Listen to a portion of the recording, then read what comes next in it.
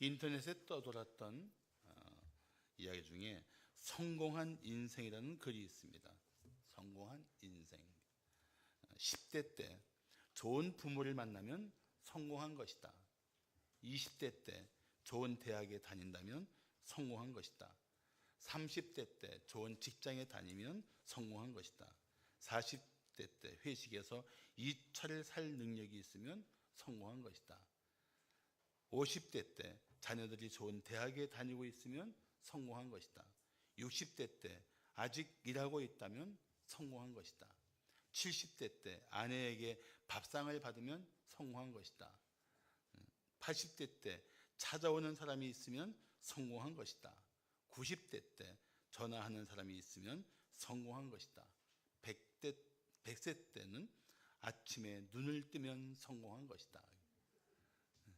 그런 유머가 있어요. 사람들은 이 세상에서 성공하려고 몸부림칩니다. 성공에 목말라 있습니다. 그렇다면 성공이 무엇인가? 국어사전은 성경을 이렇게 정의하고 있습니다. 뜻을 이룸 또는 부와 지위를 얻음. 이것이 국어사전에서 정의하는 성공이라는 말입니다. 그렇다면 이 단어의 사전적 의미를 가지고 우리가 그리스도인으로서 성공을 말한다면 어떻게 변화를 줄 수 있을까요? 세상은 자기 뜻이 이루어지는 것을 성공이라고 말한다면 우리는 오히려 내 삶에 하나님의 뜻이 이루어지는 것을 성공이라고 말해야 하지 않을까요? 싫어요? 동의하시면 아멘 하십시오. 자기 뜻을 이루는 것이 성공이라고 생각하는 이 세속적인 성공과 달리 우리는 내 삶에서 하나님의 뜻이 이루어지는 것을 성공이라고 당당하게 말할 수 있어야 합니다. 또 부나 사회적 지위를 얻는 것이 성공이라면 우리는 오히려 하나님이 보내신 삶의 자리에서 하나님 뜻을 따라 살 때 주어지는 하나님의 은혜를 성공이라고 말할 수 있어야 합니다. 성경은 사실 성공이라는 말보다는 형통이라는 단어를 즐겨 쓰고 있습니다. 형통. 이제 성도는 이 땅에 사는 동안에 세상의 기준을 따르는 사람들이 아니라 하나님의 기준을 붙들고 신앙과 삶을 살아가야 할 것입니다. 우리가 붙들어야 할 하나님의 기준이 어디에 있습니까? 성경 속에 있습니다. 하나님 말씀이 내 절대적인 진리가 되고 내가 살아야 할 삶에, 내가 살아가는 모든 신앙의 가장 최고의 권위가 되어야 한다는 것입니다.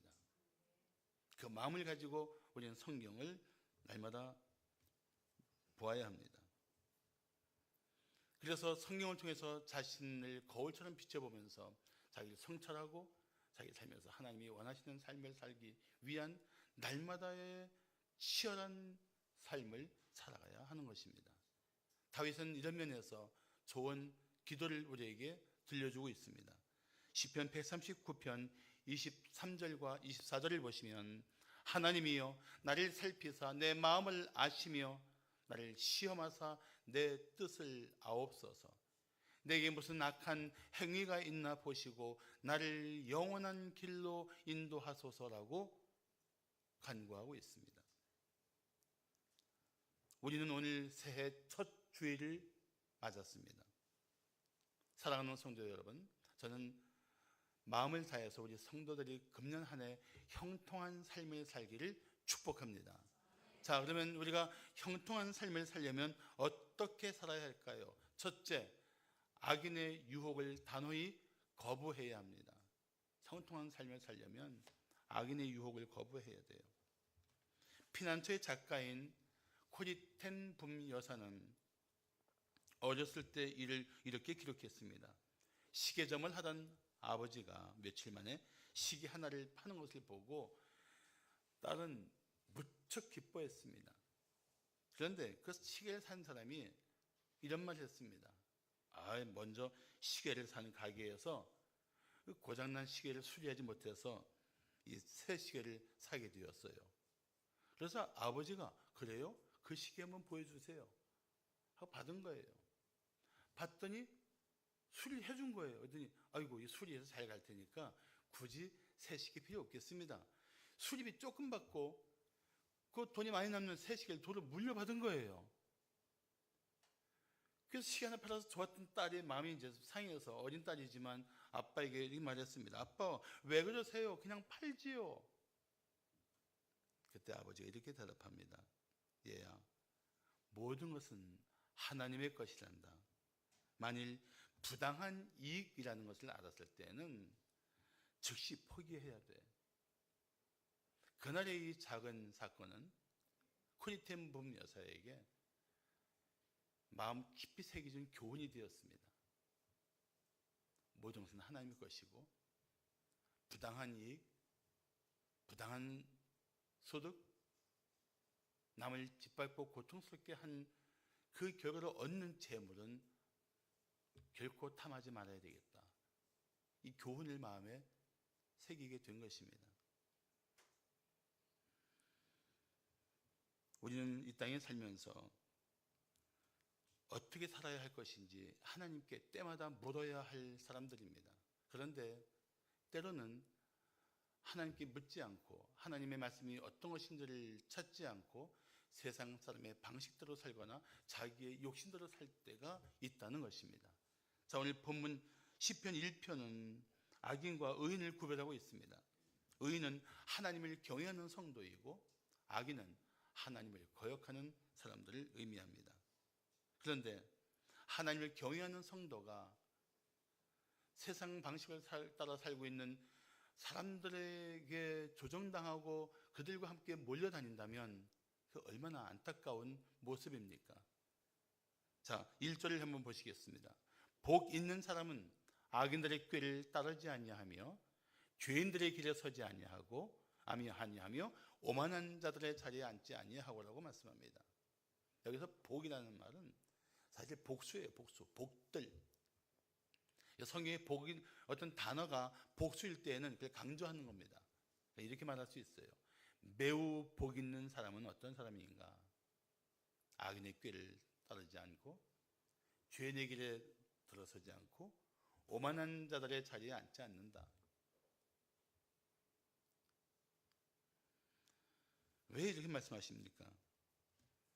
우리가 이 땅에 살면서 그런 악인의 꾀를 따를 수 있는 가능성이 너무나 많기 때문입니다. 그리스도인은 이 세상에서 구별된 존재입니다. 구별됐다는 얘기는 고립된 상태를 말하는 것이 아니고 이 세상에 의해서 영향을 받지 않고 오히려 이 세상에 영향력을 줄 수 있는 존재라는 뜻입니다. 그래서 구별된 존재를 우리는 거룩한 무리들이라고 말하고 그 한자어로 성도라고 말하는 거예요. 구별된 삶을 살아야 될 성도가 악인들의 꾀를 따른다면 그는 성도답지 못한 행동임이 분명합니다. 그래서 성도는 악인의 꾀를 따르지 말아야 합니다. 잠언 1장 10절을 말씀하기를 내 아들아 악한 자가 너를 꾀일지라도 따르지 말라고 분명히 경고하고 있습니다. 악한 사람이 재물을 쉽게 벌 수 있는 길이 있다고 말해도 무시해야 합니다. 수단과 방법을 가지지 않고 살 수 있는 그 결과가 아무리 유혹이 되고 아무리 훌륭해 보여도 눈길도 주지 말아야 합니다. 악한 자들의 이 꾀에는 아예 귀를 닫아야 합니다. 귓등으로 흘려버리십시오. 하나님의 뜻과 다르다면 분명하게 아니오라고 거절할 수 있어야 합니다. 말은 쉽지만 살다 보면 어렵다는 부정적인 생각조차 버리십시오. 아닌 것은 처음부터 아니라고 단호하게 의사표시를 해야 합니다. 그렇지 않으면 한순간에 그 잘못된 상황에 말려들어갈 수밖에 없습니다. 그래서 악인의 꾀를 따르면 어떻게 됩니까? 죄인들의 길에 들어서게 되는 것입니다. 그래서 잠언 4장 14절과 15절을 말씀하기를 사악한 자의 길에 들어가지 말며 악인의 길로 다니지 말지어다. 그의 길을 피하고 지나가지 말며 돌이켜 떠나갈지어다 라고 말씀하고 있는 것입니다. 악인의 꾀를 따르다 보면 죄인의 길에 들어설 수 있습니다.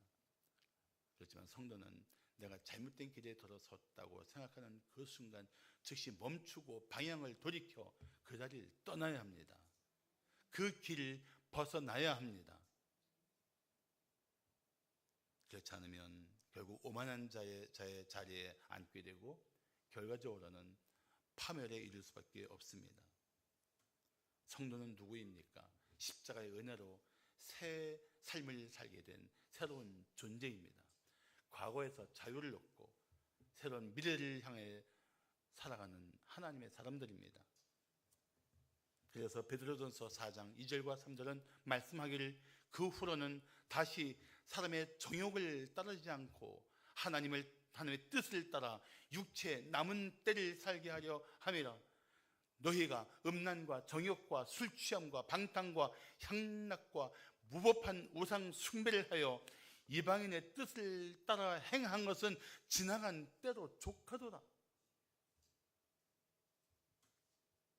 그만큼 살았으면 됐어. 이제는 돌이켜서 사람의 정욕을 따르지 말고 하나님 뜻을 따라 살아야 할 때야. 남은 때를 그렇게 살아야 해. 성경은 말씀하고 있습니다. 복 있는 사람은 악인의 꾀를 따르지 않습니다. 죄인의 길에 들어서지 않습니다. 오만한 자들의 자리에 결코 앉지 않습니다. 구별된 존재답게 하나님이 미워하시는 죄와는 치열하게 싸우고 잘못된 것들은 단호하게 거부해야 합니다. 그런 결단을 가지고 이 한 해를 시작하기를 축복합니다. 그래야 형통한 삶을 살게 될 것입니다. 형통한 삶을 살려면 어떻게 살아야 할까요? 둘째, 하나님의 말씀을 주야로 즐거워해야 합니다. 성도가 악인과 타협하지 않은 것은 소극적인 자세라면 하나님의 말씀을 가슴에 품고 그 말씀을 즐거워하는 것은 적극적인 자세입니다. 사랑하는 성도 여러분, 새해에는 하나님 말씀을 날마다 때마다 가까이 하시기를 축복합니다. 조지 트롯은 아주 내 마음에 참 꼭 드는 말을 했어요. 제가 좋아하는 말입니다. 하나님의 뜻을 아는 것은 가장 위대한 지식이다. 그리고 하나님의 뜻을 행하는 것은 가장 위대한 업적이다. 나는 이 말을 무척 좋아합니다. 하나님의 뜻을 아는 것이 가장 위대한 지식이고 가장 고상한 지식이고 가장 지혜로운 것입니다.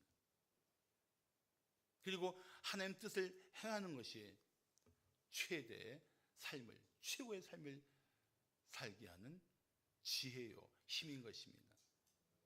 여러분, 하나님 말씀을 더 가까이 하셔야 돼요. 오늘 본문 2절은 말씀하기를 오직 여호와의 율법을 즐거워하며 그의 율법을 주야로 묵상하는도다라고 말씀하고 있습니다. 누가요? 복 있는 사람이. 그래서 2절을 저는 이렇게 한번 바꿔서 여러분께 한번 말씀드리고 싶습니다. 복 있는 사람은 오직 여호와의 말씀을, 하나님 말씀을 즐거워하며 하나님의 말씀을 주야로 묵상하는도다. 하나님의 사람이라면 복 있는 사람은 그런 삶을 날마다 힘써야 된다는 것입니다. 물론 하나님 말씀을 즐거워하려면 두 가지가 분명히 있어야 됩니다. 첫째는 하나님을 사랑해야 되고, 둘째는 영적으로 건강해야 합니다. 생각해 보십시오. 우리가 예수를 믿게 된 이 모든 것의 배후에 가장 중요한 것이 무엇입니까? 하나님은 나를 있는 모습 그대로 사랑하셨다는 것입니다. 죽어마땅한 인생을, 하나님이 미워하시는 죄로 가득한 존재를, 영원한 형벌에 던져져 마땅한 인생을 하나님은 아무 조건 없이 사랑하셨어요. 그 사랑을 받은 우리가 하나님을 사랑하는 것은 너무나 당연한 일 아닙니까? 하나님을 사랑한다면 그 뜻을 구하고 그 말씀을 사모하며 그 뜻대로 살기를 힘써야죠. 그게 사랑하는 증거입니다. 그래서 성도일지라도 영적으로 병들면 이 영적인 양식인 말씀을 갈망하지 못해요. 들어도 듣지 못합니다. 생각해 보세요. 병든 사람들이 그 좋아하는 음식 갖다 준다고 먹습니까? 입맛이 쓰다는 거예요. 단 걸 줘도 쓰다는 거예요. 맛있는 밥을 해줘도 밥알이 입에서 막 굴러다닌다는 거예요. 건강하지 못하니까 그 좋은 음식을 즐거워하지 못하는 것입니다. 영적으로 똑같아요. 우리 성도들을 보면서 참 기뻐하는 이유 중에 하나가 저랑 관계가 참 좋아요. 그게 여러분들이 말씀을 들을 수 있는 좋은 관계가 이루어졌다는 뜻이기도 합니다. 그러면 건강할 수가 있어요, 영적으로.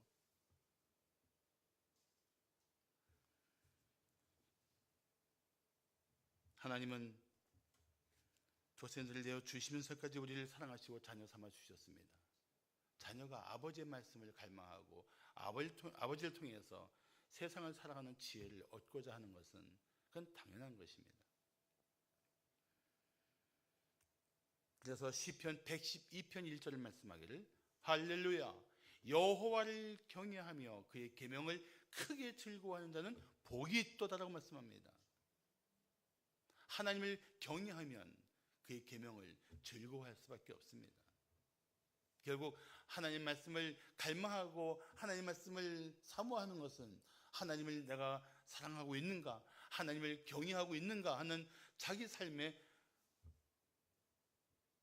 측정 방법이 됩니다. 바울도 이렇게 고백했습니다. 내 속사람으로는 하나님의 법을 즐거워한다. 그래서 하나님 말씀을 즐거워하면 그 말씀을 그냥 읽고 듣는 것이 아니라 그 말씀을 가슴에 품고 묵상을 합니다. 묵상은 하나님 말씀을 마음속에서 되새기면서 그 말씀을 가지고 어떻게 살 것인가 생각하는 성도의 자세를 말합니다. 앤드류 모레이는 묵상을 이렇게 말했습니다. 묵상이란 하나님의 말씀이 삶과 성품의 모든 영역에 영향을 미칠 때까지 마음에 붙잡고 있는 것이다. 그래서 하나님의 말씀을 듣고 있는 것으로 끝나는 것이 아니고 마음의 묵상을 통해서 하나님의 살아계시고 운동력 있는 말씀이 내 마음과 생각을 변화시키고 채우고 내 마음과 생각 속에 가장 강력한 영향력을 줄 수 있도록 살아야 할 것입니다. 그래야 하나님 말씀대로 살 수 있는 신령한 힘이 생겨요. 그래야 형통한 삶을 살 수 있는 능력이 생깁니다. 믿습니까? 우리는 좀 더 말씀을 가까이 할 뿐 아니라 그 말씀에 붙잡힌 심령이 되어야 돼요. 시편 119편 97절을 보시면 내가 주의 법을 어찌 그리 사랑하는지요 내가 그것을 종일 작은 소리로 읊조리이다라고 말하고 있습니다. 사랑하는 성도 여러분, 하나님 말씀을 날마다 수시로 읽고 묵상하십시오. 하루에 단 한 장이라도 성경을 읽고 그 한 장 속에 있는 중요한 문장이나 단어를 가슴에 품고 되새기십시오. 하나님의 말씀으로 지혜를 얻어야 악인의 꾀를 물리칠 수 있습니다. 말씀대로 살아야 죄인의 길에서 돌이킬 수 있습니다. 하나님 말씀 앞에 겸손한 자세를 가져야 오만한 자들의 자리에 앉지 않을 수가 있어요.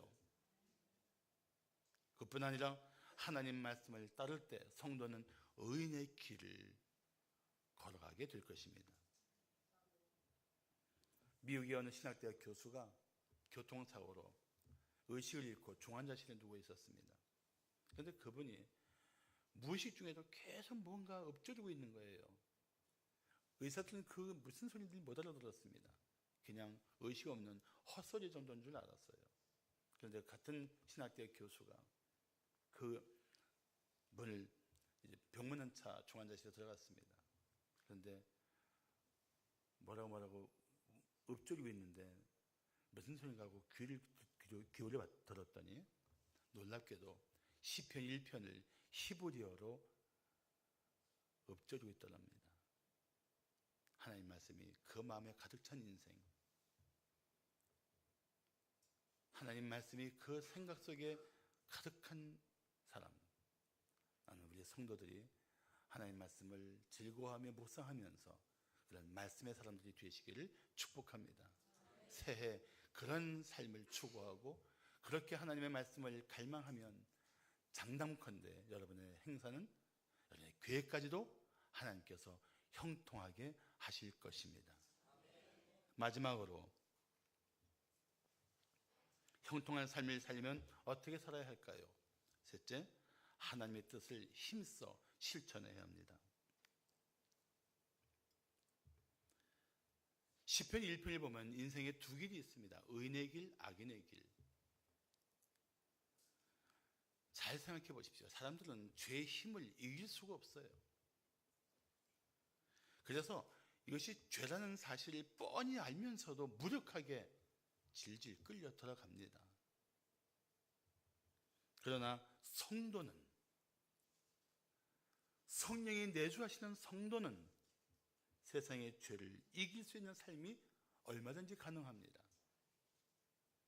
성경을 통해서도 죄를 이길 수 있는 거룩한 능력을 갖게 되고, 성령을 통해서도 죄를 이길 수 있는 영적 권세를 갖게 됩니다. 중요한 것은 손들어서 그런 삶을 힘쓰고 있느냐 하는 것입니다. 우리 보면 3절을 보시면 그는이 누구예요? 복 있는 사람은.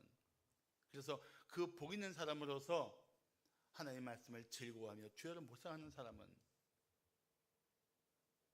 시냇가에 심은 나무가 철을 따라 열매를 맺으며 그 잎사귀가 마르지 아니함 같으니 그가 하는 모든 일이 다 형통하리로다라고 말씀하고 있습니다.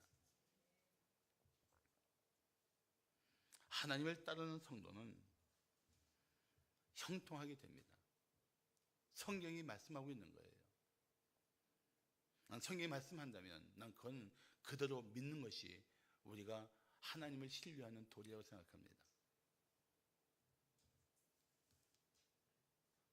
하나님의 뜻을 따르고 하나님의 말씀을 즐거워하는 자가 이렇게 시냇가에 심은 나무처럼 풍성한 삶을 산다면, 그러면 하나님을 떠난 인생, 하나님을 거역하는 사람들의 삶은 어떨까요? 4절은 바로 그들의 실체를 말씀해 주고 있습니다. 4절을 보십시오. 악인들은 그렇지 아니하며 오직 바람에 나는 겨와 같도다. 현재 실상을 보면 예수 안 믿는데 잘 사는 사람이 있지요. 사회적인 지위가 높은 사람이 있지요. 어떻게 저렇게 악한 꾀를 가지고 저렇게 떵떵거리고 사는가 싶은 사람들이 있지요. 자기들의 악한 지혜로 자기의 목적을 채우는 것처럼 보이는 사람들이 있지요. 부러워하지 마세요. 하나님의 한순간에 불어버리는 순간 모든 것이 다 날아가 버리는 겨와 같은 인생들입니다. 그걸 부러워할 때가 아니에요. 거기에 마음 뺏길 때가 아니에요. 오히려 우리는 더 하나님의 말씀에 깊이 믿음의 뿌리를 내리고 하나님이 형통케 하는 사람으로서 굳건하게 당당하게 살아가야 합니다. 2019년도에는 그런 여러분의 삶을 이웃들이 보게 하십시오. 누가 묻거든 나는 하나님 뜻대로 살기를 결단하고 새해를 살고 있다고 말씀하십시오.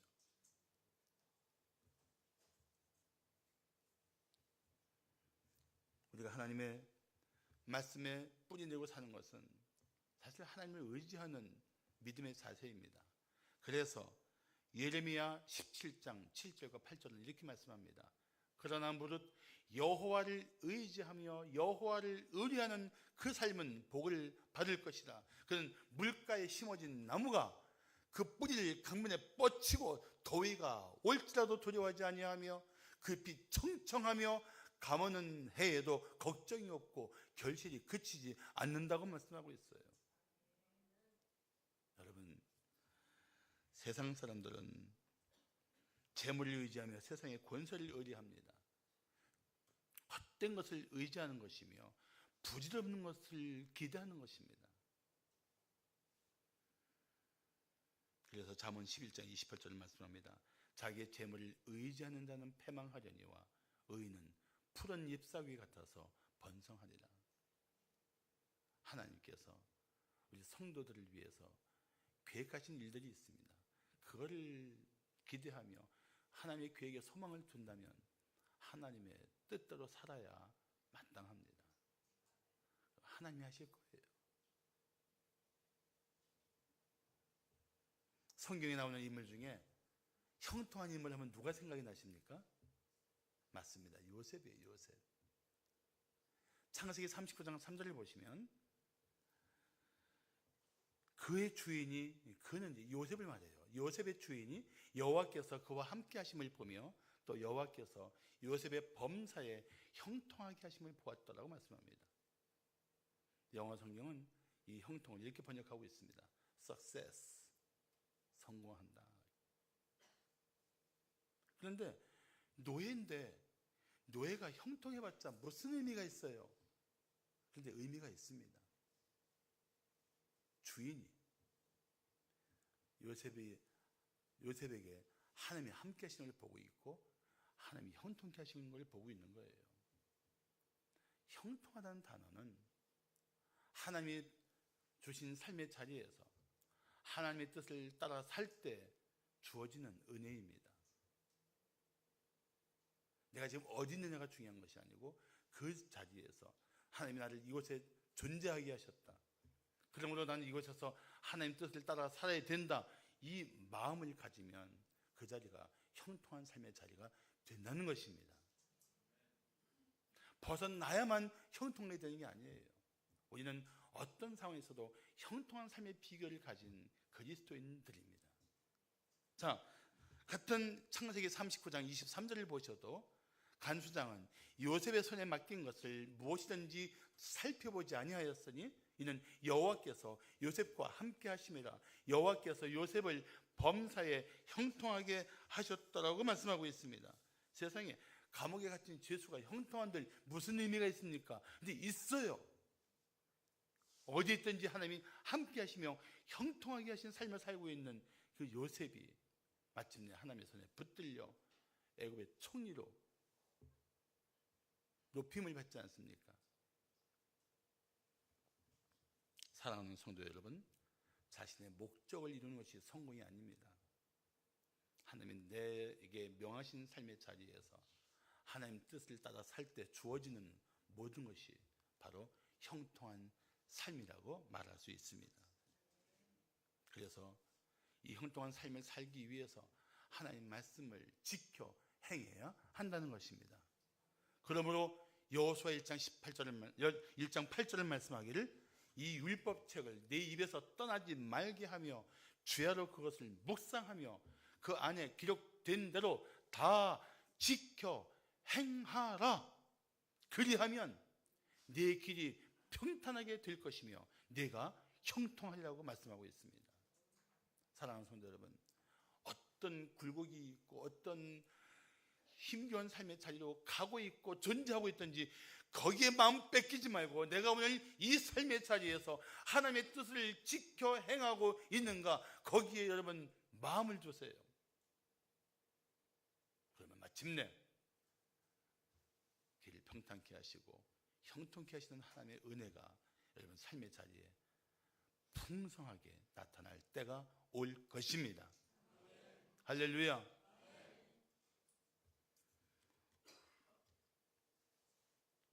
우리는 이 세상에 살면서 하나님이 인정하시는 의인의 길을 걸을 것인가, 아니면 당장의 유익을 위해서 세상 사람처럼 수단과 방법을 가리지 않고 살아갈 것인가, 우리 늘 결정해야 할 문제입니다. 만약에 어떤 결단할 자리에 있다면 결단하는 순간 속에 있다면 먼저 하나님의 뜻이 무엇인지 말씀 속에서 찾으십시오. 그리고 기도하며 결정하십시오. 그러면 당신의 삶을 하나님께서 형통하게 하실 것입니다. 절대로 하나님 말씀 없이 내 상한 감정, 내 분노의 상태에서 내 마음대로 결정하려고 하지 마세요. 그래서 금년 말에 하나님의 뜻대로 살았던 삶의 풍성함을 고백하며 하나님께 영광 돌리는 우리 성도들 되시기를 축복합니다. 하나님이 형통케 하신 것을 기뻐하며 찬양할 수 있기를 축복합니다. 평생 시각 장애인으로 살았던 작사가 파니 크로스비는 이렇게 노랫말을 썼습니다. 나의 갈 길 다 가도록 예수 인도하시니 내 주 안에 있는 긍휼 어찌 의심하리요. 믿음으로 사는 자는 하늘 위로 받겠네. 무슨 일을 만나든지 만사 형통하리라. 무슨 일을 만나든지 만사 형통하리라. 아멘. 이 찬송이 우리 성도들의 찬송이 되기를 축복합니다. 성경 속에 당신이 살아야 할 하나님의 지혜가 있습니다. 성경 속에 세상을 이길 수 있는 하나님의 진리가 있습니다. 하나님 말씀에 뿌리 내리고 그 뜻을 따라간다면 금년 한 해 그렇게 말씀을 가슴에 품고 산다면 기대해 보십시오. 놀라운 삶이 당신 앞에 펼쳐질 것입니다. 기도하겠습니다.